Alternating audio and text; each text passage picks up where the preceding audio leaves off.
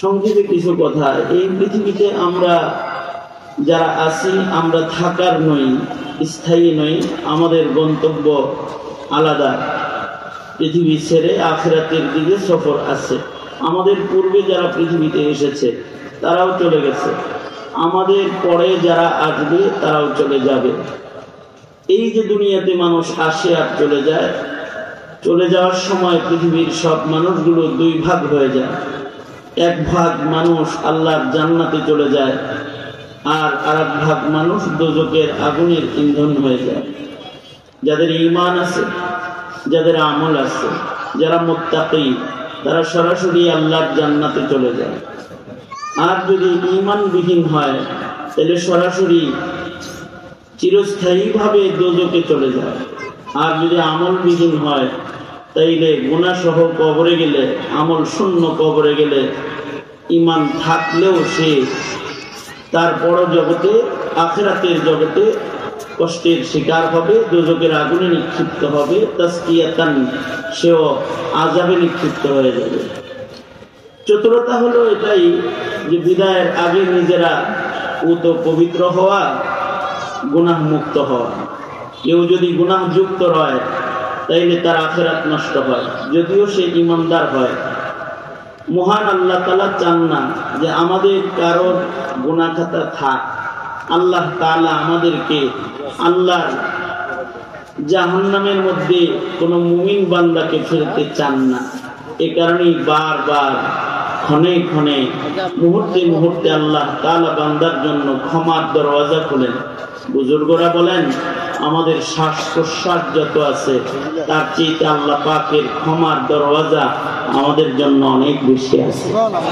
আল্লাহ তাআলা আমাদেরকে ক্ষমার জন্য রাস্তা করে দেন, যাতে করে আমরা আমাদের কৃত গুনাহগুলোকে দুনিয়ার মাটিতে ধৌত করে পবিত্র হয়ে কবরে যেতে পারি। তাইলেই কেবলমাত্র জান্নাতে পৌঁছা সম্ভব হবে। কারণ জান্নাত পবিত্র জায়গা, পবিত্র জায়গায় অপবিত্র হালতে যাওয়ার কোনো সুযোগ নাই। যারা অপবিত্র তারা জান্নাতে যাবে না, কারণ জান্নাত পাক, আল্লাহ তাআলা পাক, আল্লাহর জান্নাত পাক। আল্লাহর জান্নাতে তারাই যাবে যারা হবে পাক, যাদের আমলনামার মধ্যে কোনো গুনাহ থাকবে না, তারা আল্লাহর জান্নাতে যাওয়ার উপযুক্ত। এ কারণেই গুনাহমুক্ত বান্দাদের জন্য আল্লাহ তাআলা জান্নাত বানাইছেন। জান্নাত পবিত্র জায়গা, এখানে যাদের গুনাহ নাই তারাই যাবে। যারা মুত্তাকী তাদের জন্য জান্নাত নির্মিত হয়েছে। ওয়াইদাতুল মুত্তাকিন। আমাদের যদি গায়ে কোনো নাপাক থাকে তাহলে শরীরের নাপাক সহ আমাদের ঘরের বিছানায় আমাদের জায়গা হয় না। স্বামীকে যদি গায়ে ময়লা দেখে বিবি, তাইলে বিবি বলবে গোসলখানায় যাও, গোসলখানায় যাও, ঘরে না, তোমার জায়গা বাথরুম, গোসলখানায়, আগে ধৌত করো নিজেকে। গায়ে যদি নাপাক থাকে তাইলে বাবা তার সন্তানকে কোল থেকে নামায় দেয়, মায়ের কাছে দেয়, তাড়াতাড়ি ধুয়ে দাও, এটার গায়ে পায়খানা আছে। নাপাক সহ পিতার কোলেও জায়গা হয় না। গায়ে যদি ময়লা থাকে, ময়লা সহ ভাইয়ের কোলে জায়গা হয় না, বোনের কোলে জায়গা হয় না। গায়ে ময়লা সহ বিবির বিছানায় জায়গা হয় না। আল্লাহর জান্নাতের বিছানা কি এত কমজোর যে বান্দাকে নাপাক সহ জান্নাতের ভিতরে আল্লাহ তাআলা জায়গা দিবে? বাবা যদি কোলে না নেয়, হুর রিলমান আর আল্লাহর রহমতের কোলে বুঝি বান্দা নাপাক সহ জায়গা পাবে? সামান্য নাপাকের জন্য ঘৃণা পয়দা হয়। কারোর চোখের কোনায় যদি সামান্য কেতর থাকে, কেতর, তার প্রতি ঘৃণা এসে যায়, তার চেহারার দিকে তাকায় কথা বলা। গায়রাতমন্দ মানুষ তারা পারে না। গায়ে যদি নাপাক হয়, ময়লা হয়, মানুষ তারাই পাগল হয়, তার কাছে যায় বসে না। দুনিয়ার এই নাপাকের কারণে যেমন দুনিয়ার মানুষের কাছে মানুষ ধিক্কৃত হয়, গুনাহের কারণে আল্লাহর রহমত থেকে বান্দা ধিক্কৃত হয়। এ কারণে কোনো মা তার সন্তান যদি অ্যাবনর্মাল হয়, তাও তারে পাক সাফ করে রাখে। সন্তান যদি নরমাল হয়, আকল কম হয়, তারপর মা তার পাগল সন্তানটাকেও বারবার পরিচ্ছন্ন করে, সাজায়, তারে পাক সাফ করে। কারণ আছে একটা, কারণ হলো পৃথিবীর সব মানুষের ভেতরে একটা মানুষের জন্য যত মায়া আছে, এই মায়া একত্রিত করলে শুধু মায়ের হৃদয়ে সন্তানের জন্য যে মায়াটা আল্লাহ দান করছেন ফিতরাতান, কুদরতি ভাবে, তাবাআন মায়ের অন্তরে সন্তানের জন্য, তবে এই যে মহাব্বতটা আছে, এই মহাব্বতের সমান দুনিয়ার সব মানুষের মহাব্বত ওজন দিলে হবে না। এ কারণে পৃথিবীর সব মায়েরা সন্তানদের হাতের ময়লা সাফ করে, নিজের হাতে বারবার কষ্ট হয় না। মায়ের মহাব্বতের চেয়ে আল্লাহর মহাব্বত তো হাজার লাখ কোটি গুণ বেশি বান্দার জন্য। এ কারণে বান্দা যতবার গুনাহ করে ততবার যদি বলে আস্তাগফিরুল্লাহ, আয় আল্লাহ আমি আপনার কাছে মাফ চাই, আল্লাহ পাক ভালোবাসা সহ বান্দার সব গুনাহকে ধৌত করতে থাকে। মা যেমন ভালোবাসার কারণে সন্তানের কষ্ট বরদাস্ত করে না, এরকম আল্লাহর বান্দাকে মহব্বত করে, তাই বান্দাকে দোজখের আগুনে ফেলে দেওয়া পছন্দ করে না। আল্লাহর রাসূল সাল্লাল্লাহু আলাইহি ওয়াসাল্লাম একবার এক গাজওয়াত থেকে আল্লাহর নবী ফেরত আসতেছেন। সাহাবায়ে কেরাম আল্লাহর রাসূলের সাথে আছেন, সাহাবায়ে কেরাম সহ আল্লাহর নবী তাবু করেছেন, বিশ্রাম নিচ্ছেন। পাশেই একটা বাড়ি আছে, ঘর আছে, তাবু আছে। যে তাবুর বাইরে, যে ঘরের বাইরে একটা মহিলা খোলা জায়গায় চুলা জ্বালাইছে। খোলা জায়গার মধ্যে মহিলা রান্না করতেছে। তিনটা পাথরের টুকরার উপরে পাতি বসায় লাকড়ি জ্বালাইছে। এটা মায়ের চুলা। আগের জমানার চুলাগুলো এরকমই ছিল, খোলা জায়গায় চুলা জ্বালাইতো। আমরা আমাদের মা দাদিদেরকে দেখেছি পাকের ঘর ছিল না, ঘরের উঠানের ভিতরে একটা চুলা আছে, চুলাটা রান্না হইতো, আবার এটাকে বড় একটা চার দিয়ে এটারে ঢেকে রাখতো, বৃষ্টিতে যেন চুলাটা নষ্ট হয় না যায়। তো পাকের ঘর ছিল না। আগের জমানার মানুষের গোয়াল ঘর ছিল না। আগের জমানার মানুষ যে ঘরে থাকতো, পশু ওই ঘরে থাকতো। আমরা আমাদের দাদি চাষিদেরকে দেখেছি ঘরের ভিতরে ছাগল খাটের নিচে বেঁধে রেখে দিত। ছোট ছোট ঘর, ছাগলগুলো রাখার মতো কোনো আলাদা ঘর নাই। সব করে দাদির ঘরে যাইতাম থাকতে, রাত 12টার সময় কাঁদতাম যে তোমার ঘরে থাকবো না, মা ঘরে দিয়ে আসো। কেন? তোমার মাথার নিচে ছাগল বান্ধা। এত ঘর নাই তো। এখন তো ডিজিটাল বাংলাদেশ, ডিজিটাল পৃথিবী। এখন চুলা ডিজিটাল, ঘর ডিজিটাল, সব ডিজিটাল। আগের জমানায় ডিজিটাল বাতি, ডিজিটাল মাইক, ডিজিটাল ঘর, ডিজিটাল চুলা এগুলো ছিল না। কিন্তু মানুষের ধন দৌলত কম ছিল, কিন্তু তারা ঈমান আমলে অনেক বড় ধনী ছিল। আমরা ধন দৌলতে এখন সবাই সচ্ছল। রিক্সাওয়ালার পকেটে দেখবেন 2টা মোবাইল আছে, ঠেলা গাড়িওয়ালার কাছে 5 ফোন আছে, তার বাড়িতে গ্যাসের চুলা আছে। মানুষ এখন আধুনিক হয়েছে, ডিজিটাল হয়েছে, অর্থকরী আছে। কিন্তু আগে সাহাবায়ে কেরামের দৈন্যতার জীবন ছিল, ঘর ছিল না, ঘরের চুলায় আগুন ছিল না, অথবা পরনের জামা ছিল না। আমাদের পরনের জামার অভাব আছে, ব্র্যান্ডের জামা ছাড়া জামা বলে না, এটা গল্প করে। এখন দেহের ভেতরে ব্র্যান্ডের জামা পরে, আর এটা সিঙ্গাপুর থেকে এনে শাক করি, দেশি শাক গায়ে দেই না হুজুর, গল্প। দেশি কোনো জুতা করি না, গল্প। আমরা এই দিক দিয়ে খুব অগ্রসর। সাহাবায়ে কেরামের এরকম চুলাও ছিল না, ঘরও ছিল না, গায়ে কাপড় ছিল না। সাহাবায়ে কেরামের গুরবত কি পরিমাণ ছিল, ফকর ফাকা কি পরিমাণ ছিল। তারা তো ইমানে আমলে ধনী ছিল, কিন্তু ধন দৌলতে দরিদ্র ছিল। বুখারী শরীফের ভিতরে ঘটনা আছে, কিতাবুন নিকাহ। আল্লাহ রাসূল সাল্লাল্লাহু আলাইহি ওয়াসাল্লাম বসে নিছেন, এক মহিলা এসে কয়, নবীজি আপনি আমাকে বিয়ে করেন, আপনি আমাকে শাদী করেন, বিয়ে করেন। আল্লাহ রাসূল বলেন, লা হাজাত লি, আমার তো বিয়ে করার দরকার নেই। অথবা আমাকে আল্লাহ যা বিয়ে করার ইজাজত দিয়েছেন তা করে আগাইছি, সামনে আর সংখ্যা বাড়ানোর ইজাজত নেই। সংখ্যার একটা সীমা আছে। পুরুষের বিয়ে আমাদের বিবাহ করার অনুমতি কয়টা দিচ্ছে? চারটা করে বয়ে দিয়েছেন। আমাদের আরেকজনে কইল যে আমারও করে, তখন আপনি কি করবেন? আমার তো দরকার নাই, আমার চারটা পুরা হয়েছে, আর পারব না। আল্লাহ রাসূল সাল্লাল্লাহু আলাইহি ওয়াসাল্লাম বলেন, আমার আর বিয়ের অনুমতি নেই।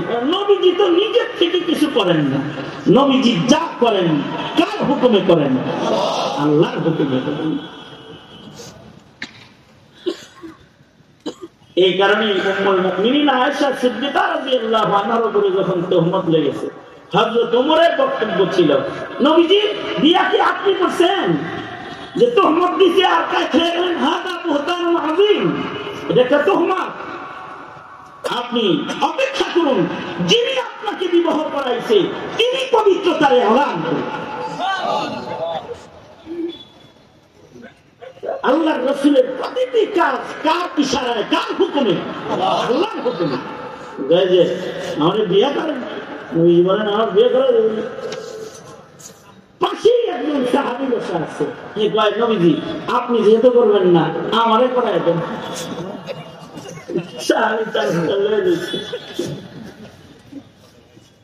আল্লাহর রাসূল বললেন, ঠিক আছে যাও মোহর নিয়ে আসো। আমি গরিব মানুষ, আমার কোনো মোহর নেই। আল্লাহর রাসূল বললেন, যদি লোহার একটা আংটি হয় তাও নিয়ে আসো, যাও নিয়ে আসো, বিয়ে পড়ায় দিই। সাহাবী চলে গেল লোহার আংটি দ্বারা। নবীজি বলছে একটা আংটি হইলো, এটারে মোহর বানায় বিয়ে পড়ায় দিতে। সাহাবী ঘুরে আসে, আল্লাহর নবী আংটিও নাই, লোহার আংটিও নাই, এটা কি দিয়া মোহর বানায় বিয়ে করবা? সাহাবী কয় আমার লুঙ্গিটা দিয়ে দিন। আল্লাহর রাসূল বললেন, তোর তাহবান লুঙ্গি দিয়ে দিলে তুই করবি কি?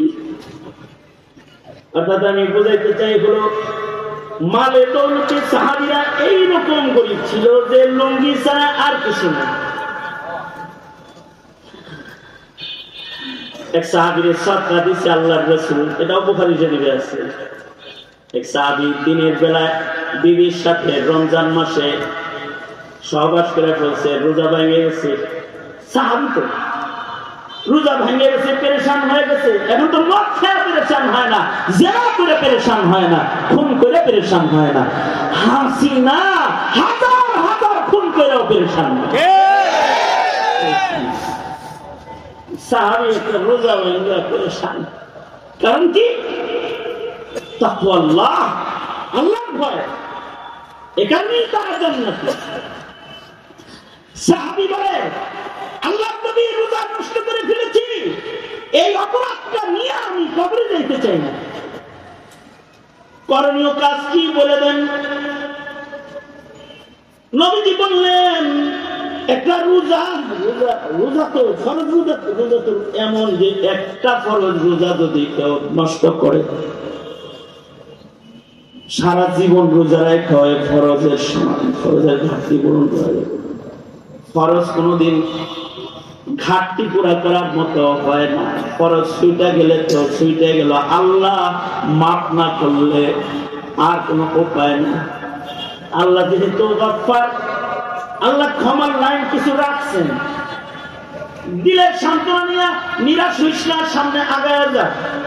সাহাবীরে আল্লাহর রাসূল কয়, রোজা যেহেতু ভাঙা ফেলছো, এটা গোলাম আজাদ করে দাও, গোলাম আজাদ করে দাও কাফারা। সাহাবীরা, আমার কোনো গোলাম নাই, গরিব মানুষ। আর কোন পদ্ধতি আসেনি গুনাহটা মোচন করার? আমি যে রোজা বাংলাম এটা মোচন করার আর কোন পদ্ধতি আসেনি? আল্লাহর রাসূল বললেন তাহলে 60টা রোজা রাখো। সাহাবীগণ একটা রাখতে যে রেজাল্ট লাগাইছি 60টা রাখি, এরকম ঈমান আমার আছে। আর কোন পদ্ধতি নাই। আল্লাহর রাসূল বললেন তাহলে 60 জন মিসকিন খাওয়ায় দাও। সাহাবীগণ নিজেই মিসকিন, কাউরে খাওয়ানোর মতো টাকা পয়সা আমার নেই।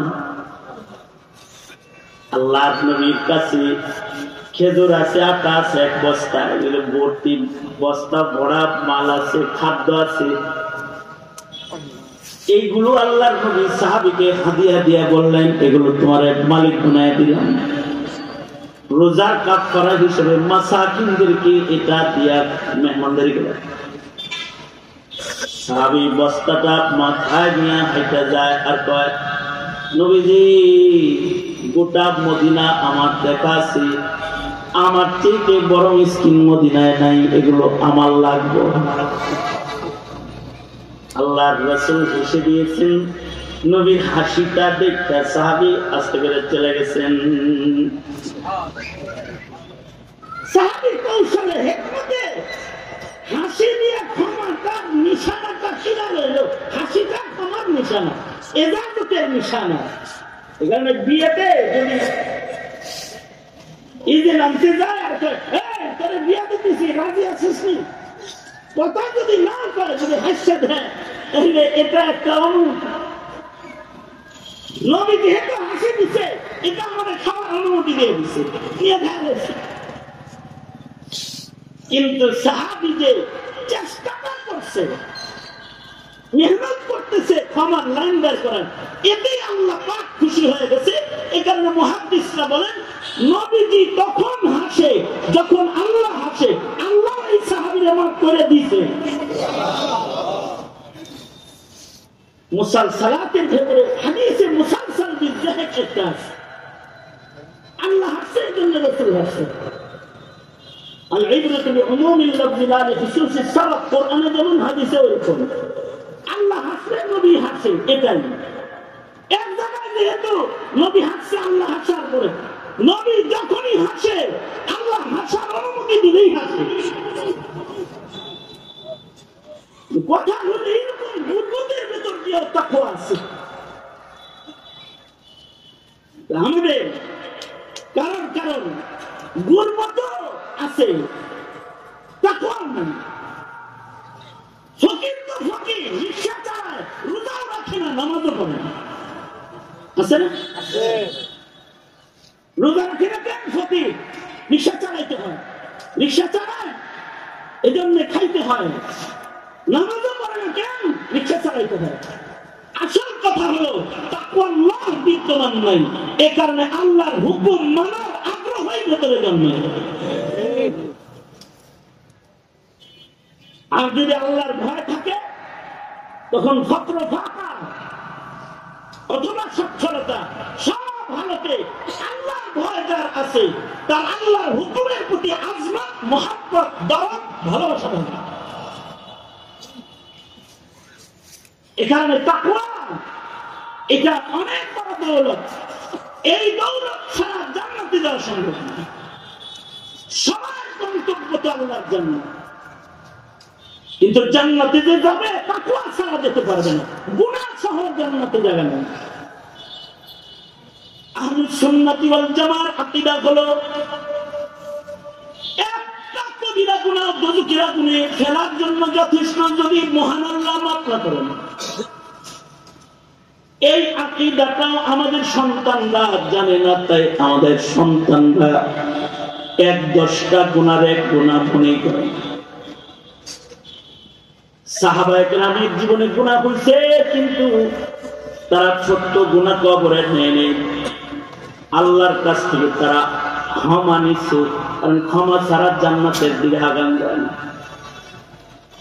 যে কোনো মুমিন বান্দাকে আল্লাহর জান্নাতে পৌঁছতে হলে তার ক্ষমা লাগবে। হয়তো দুনিয়ার মাটিতে আল্লাহর কাছ থেকে ক্ষমা নিবে, ক্ষমা নিলে এক পা থাকবে দুনিয়ায়, মরণ আসলে আর এক পা চলে যাবে জান্নাতে। আর যদি দুনিয়াতে ক্ষমা না নেয় তাহলে কবরে যাওয়ার পরে হলো ক্ষমা পাইলে জান্নাত পাবে। যেমন এই যে হাফেজা যারা, এদের যদি মা বাপ মরে যায় থাকে, তাদের জীবনে যদি ক্ষমা নাও হয়, তাদের সন্তানদের দোয়ার বরকতে এখন আল্লাহ তাদের মাফ করে দিবে। যদি কারোর মা মেরে, আমাদের বুজুর্গরা বলেন একটা সন্তান যারা লাইন হয়ে গেল, তার কবরে যাওয়ার পরে ক্ষমার লাইন বের হবে। এমনকি হাসরের ময়দানে ক্ষমার লাইন বাইর হয়ে গেল। হাফিজুল কোরআন মাসলে থাকার কারণে ময়দানে মাহশারে আল্লাহ তাআলা বেজ্জত করবে না, নূরের তাজ মাথায় পরাবে, যে তাজের আলো সূর্যের আলোর চেয়ে অনেক ভালো হবে। দুনিয়ার জীবনে হয়তো ক্ষমা পায় নাই, কিন্তু হাসরে ক্ষমা পাবে। কুল্লুহুম ওয়াজাবাত লাহুন নার, এমন মানুষ কম আজ কম 10 জন যাদের গুনার কারণে দোজখ ওয়াজিব হয়ে গেছিল, একটা হাফেজা এই 10 জনদের জান্নাতের ভিতরে ঢুকায় ফেলবে। ক্ষমা লাগবে, ক্ষমা, ক্ষমা ছাড়া জান্নাত নেই। চতুরতা হলো মরার আগেই ক্ষমা জানিয়ে দেওয়া, কারণ কবর জগতে যাওয়ার পরে ক্ষমা এটা অনেক দূরে। 1 সেকেন্ডের আযাব ভোগ করার মতো ক্ষমতা আমাদের নেই। হক না সেটা কবরে, হক না সেটা হাসরে।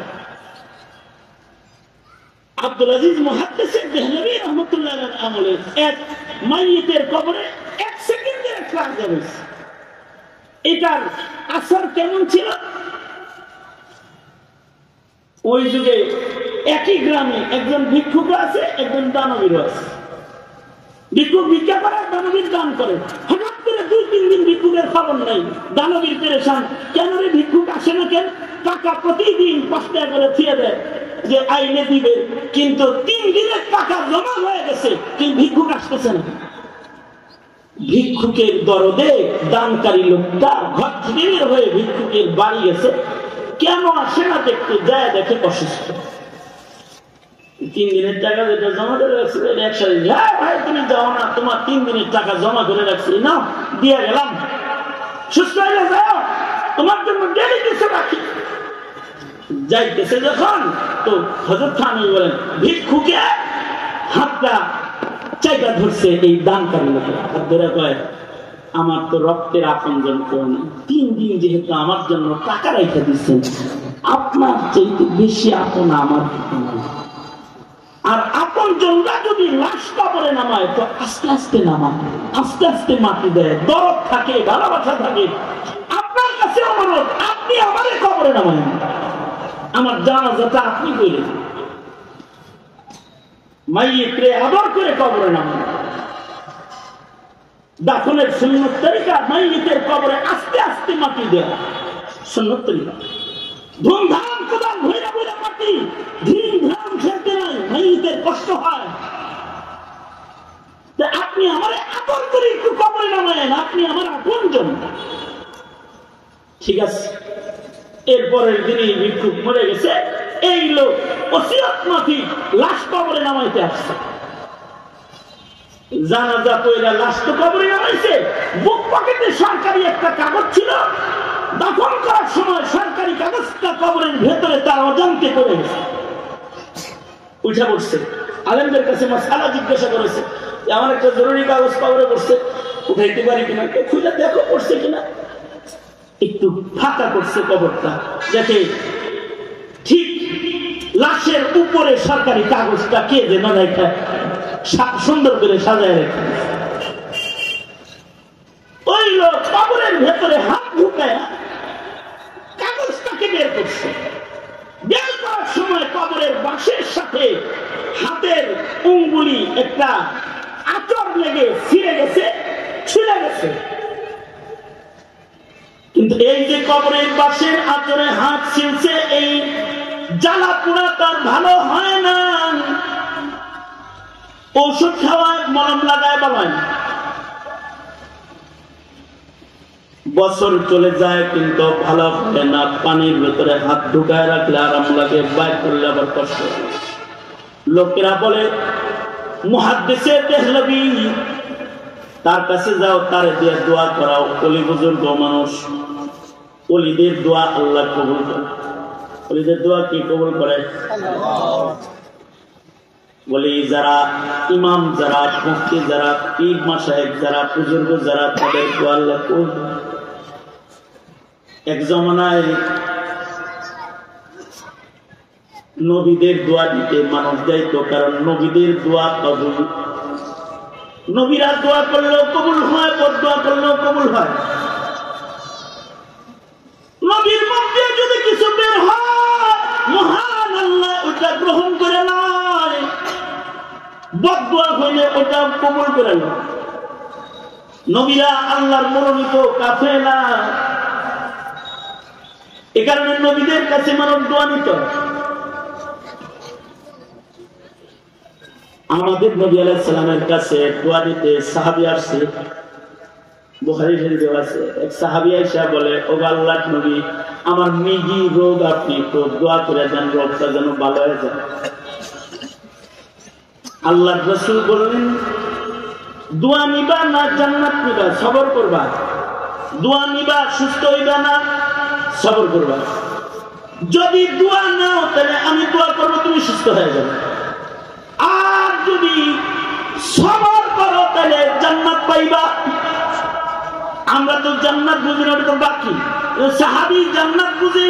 ওয়াসারিউ ইলা মাগফিরাতিন মির রাব্বিকুম ওয়া জান্নাতিন আরদুহাস সামাওয়াতু ওয়াল আরদু উইদ্দাত লিল মুত্তাকিন। সাহাবীরা তো ক্ষমার দিকে দৌড়াইতো, জান্নাতের দিকে দৌড়াইতো।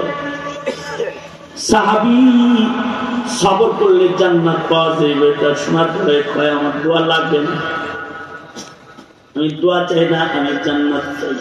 কারণ নবী বলছে সবর করলে জান্নাত পাওয়া যাবে। নবী কোনো কথা নিজের থেকে বলে না, তার মানে এটা আল্লাহর পক্ষ থেকে কথা বলছে। সাহাবী ওটা গ্রহণ করে নিয়েছে, বলে না নবী, আমার দোয়া লাগবে না, আমি সবর করব। অসুখের সঙ্গে সবর করলে লাভ আছে, কারণ মুমিনের অসুস্থতার কারণে মাগফিরাত আসে। কেউ যদি অসুস্থ থাকে তার গুনাহ মাফ হয়, কেউ যদি অসুস্থ হয় তার দারাজাত বুলন্দ হয়, কেউ যদি অসুস্থ হয় তার উপরে ফেরেশতারা খুশি হয়, কেউ অসুস্থ হালতে যদি সবরে কাটায় আল্লাহ তার উপরে খুশি হয়। এবং অসুস্থ অবস্থায় ফেরেশতাদের দোয়ার মতো অসুস্থ রোগীর দোয়া কবুল হয়। এ কারণে অসুখ বিসুখে সবর করা। কারণ সুস্থ যে আল্লাহ রাখলো 360 দিন, 5 দিন জ্বর রাখছে, তাতে কি এটার উপরেও রেজা বিল কাদার, সন্তুষ্ট থাকে। আমার তো এক মুহূর্ত কষ্ট আসতে পারে, সবর হইতে চায় না, কিন্তু আল্লাহর সারা বছরের মেহমানদারি করলো, একটু কষ্ট দিল, এখন সবর করে রেজা বিল কাদার, আল্লাহর সন্তুষ্টিকে প্রকাশ করে। তাইলে রেজা বিল কাদার এটা ঈমানের একটা রং। যাদের ভেতরে রেজা বিল কাদার ভালো, তাদের ঈমান ভালো। কোরআনে হাকিমে হযরত লুকমানের নামে সূরা আছে। কোরআনে হাকিম হযরত লুকমান আলাইহিস সালাতু ওয়াস সালাম,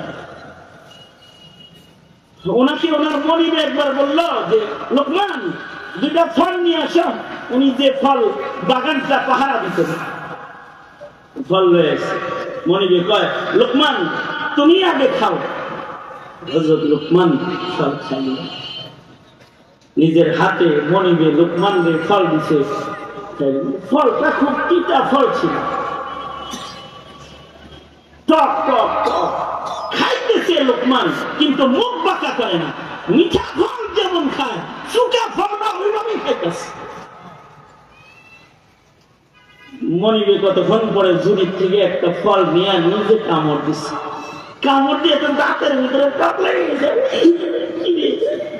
মুখ বাঁকা করে হচ্ছে। মনে পড়ে লুকমান,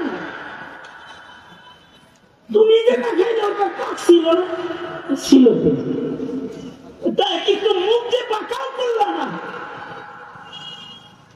হযরত লোকমান বলে, আমার যেই মনি সারা বছর মিঠা ফল খাওয়ায়, আজকে নিজের হাতে একটা টক ফল দিছে, এটা মুখে দিয়ে যদি মুখ বাঁকা করি, এটা নাশুকরি হয়ে যাবে না? এ কারণে মুখ বাঁকা করিনি। এ কারণে অসুস্থ বদনেও বুজুর্গরা হাসে, বুজুর্গরা অসুস্থ বদনেও সবর করে। মুমিনে খাস যারা, তারা অসুস্থতায় ধৈর্যহারা হয়ে যায় না, কারণ অসুস্থতায় ধৈর্য ধরলেও গুনাহ মাফ হয়, আল্লাহর জান্নাত পাওয়া যায়। আল্লাহর রাসূল বললেন, সবর করো জান্নাত পাইবা। জি সবর করলেন। চলে যেতেছে, যাওয়ার দিয়া মহিলা আল্লাহর রাসূলকে বলে, আল্লাহর নবী ঠিক আছে সবর তো করবো, কিন্তু আমার রোগটা তো মৃগী রোগ, আমি অজ্ঞান হয়ে যাই, তখন আমার গায়ের সতর ঠিক থাকে না, কাপড় ঠিক থাকে না, আপনি দোয়া করে দেন আমি অসুস্থ অবস্থায় যেন আমার সতর কেউ না দেখে। আগের মুমিনেরা সতর খুললে লজ্জা পাইত, আজাব দুনিয়া এখন সতর ঢাকতে লজ্জা পায় শিক্ষিত নারী, বোরকা পড়তে লজ্জা পায়, সতর ঢাকতে লজ্জা পায়, পূর্ণা করতে শরম পায়। কিরূপ হইছে কবি চিন্তা করে দেন। আর এই মহিলা বলে, আল্লাহর নবী আমার সতর খুলে যায়, আপনি আমার জন্য দোয়া করেন, আমার সতর যেন কেউ না দেখে। আল্লাহর নবী মহিলার জন্য দোয়া করলেন। রিওয়ায়াতকারী সাহাবী বলে, এরপর থেকে মহিলা যতদিন বাঁচা ছিল কোনদিন তার কাপড় নিজের হাতে ধরা লাগতো না। রাসূলের দোয়ার বরকতে তার কাপড় তারে ধরে রাখতো, কারণ নবীদের দোয়া কবুল। নবীরা দোয়া করলে দোয়া কবুল হয়। নবী দোয়া রাখবে না, তবে নাইবে নবীদের দোয়া কবুল। নাইবে নবীরা দোয়া করলেও কবুল হয়, বদদোয়া করলেও কবুল হয়। এ কারণে হাসিনা এক বিঘা জায়গা বাংলাদেশে খুঁজে পাচ্ছে না, নবীর বদদোয়া লেগেছে, আল্লাহর বদদোয়া ধরেছে। দোয়া লাগলে মোল্লার কাছে যেতে হয়। লোকেরা বলে, আব্দুল আজিজ মুহাদ্দিসের দেহলভীর কাছে যাও, তিনি দোয়া করলে ভালো লাগে। এই লোক হাত ছিঁড়ে গেছে, মুহাদ্দিসের দেহলভীর কাছে গেছে, যা কয় একদিন কবরের রসের আচরণ লাগছে, হাত ছিঁড়ে গেছে, কোন ঔষধে ভালো হয় না, আপনি মুহাদ্দিসের দেহলভী দোয়া করে দেন যেন ভালো হয়ে যায়। মুহাদ্দিসের দেহলভী বলে, কবরের বাসের আসর লাগছে, তার মানে হলো তুমি কাগজ ভালো পাইছো, উঠাইছো ঠিক, কিন্তু তার লাশটা কবরে নামানোর পরে সামান্য একটা কবরের আযাব তার কবরে সামান্য সময় হইছে, যেই আযাবের আসর বাসে আসছে, আর বাসের সাথে ছোঁয়া লাইগা কবরের আযাবের আসর তোমার হাতে আছে। এইটা দুনিয়ার কোন ঔষধ দিয়ে ভালো হবে না, মরার আগে আল্লাহ বলেন। এই কথা যখন এই লোক শুনছে, এই লোক হাউমাউ করে ঝর্ণার মতো তার চোখের পানি পড়তেছে, আর কাঁদতেছে। আর সে বলতেছে, আস্তাগফিরুল্লাহ আস্তাগফিরুল্লাহ, ওগো আল্লাহ, যেই কবরে আযাব হইছে সেই কবরের আযাবের বাসায় আযাবের আসর যেই বাসে লাগছে, সেই বাসের সাথে হাতের ছোঁয়া লাগছে। এইটার জ্বলন যদি এত হয় না জানি, আমি গুনাহ সহ কবরে গেলে আমার কবরে আযাব হইলে গায়ে কেমন জ্বলন হবে। ও আল্লাহ, আমি তোমার কবরের আযাব, দোজখের আযাব সইতে পারবো না, আল্লাহ তুমি আমারে মাফ করে দাও। হাউমাউ করে লোকটা যখন কাঁদতেছে, আব্দুল আজিজ মুহাদ্দিসের দেহলভী তার ঝর্ণার মতো গড়ায় পড়া চোখের পানি গুলাকে নিজের হাতে মুইসা তার হাতটা ধরে তার চোখের পানি তার হাতের ভেতরে লাগাই দিছে। সাথে সাথে জ্বালা পোড়া বন্ধ হয়ে গেছে। মুহাদ্দিসে দেহলভী বলে, এই শাগরেদরা, এই লোকের হাত ভালো হওয়া এটাকে আমার কারামত হিসেবে কখনো তোমরা বলবা না। এটা খাশিয়াতে খোদাবন্দি ওয়ালা চোখের পানিওয়ালা বান্দার তওবার কারামত।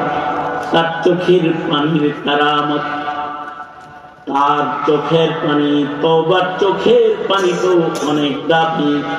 এটা তো দোজখের আগুন কেউ নিভায়া ফেলে, সেই চোখের পানিটা তার হাতে লাগানোর কারণে আযাবের আসর কবরের ওইটা ভালো হয়ে গেছে। এটা আমি মুহাদ্দিসে দেহলভীর কারামত নয়, এটা খাশিয়াতে খোদাবন্দি তাকওয়াওয়ালা বান্দার চোখের পানির কারামত। সে তো যে দুনিয়াতেই মরার আগে তার গুনাহকে চোখের পানি দিয়ে ধুয়ে ফেলে, তা যদি না পারে তাইলে তাকে কবর হাসরে কষ্ট পেতে হবে। কারণ নাপাকের জন্য রবের মুআমালা এত সহজ না। পবিত্র বান্দাদের জন্য মৃত্যু হলো এক পা দুনিয়ায় আর এক পা জান্নাতে। আর মহান আল্লাহ তো চায় না যে আমরা তো দুঃখে যাই। এখানে আল্লাহর রাসূল দেখতেছে মা চুলা জ্বালাইছে, চুলা জ্বালাইছে ঠিক, কিন্তু বাচ্চাটা খালি চুলার কাছে আসে। আল্লাহর রাসূল দেখতেছেন মা বারবার বাচ্চারে দূরে সরায়, আবার বাচ্চা মার কাছে আসে, মা আবার বাচ্চাকে দূরে সামনে দিয়ে বসায় রেখে আসে। সাহাবীরা দেখে হতবাক, মায়ের চুলার আগুনের ফুলকি যেন বাচ্চার গায়ে না লাগে, এ কারণে মা বারবার নিজের বাচ্চাটারে দূরে সরায়। আল্লাহর রাসূল বলে, সাহাবীরা, এই মা তার সন্তানরে যেমন বারবার চুলার থেকে দূরে সরায়, মহান আল্লাহ তোমাকে আমাকে বারবার জাহান্নামের আগুন থেকে দূরে সরায়।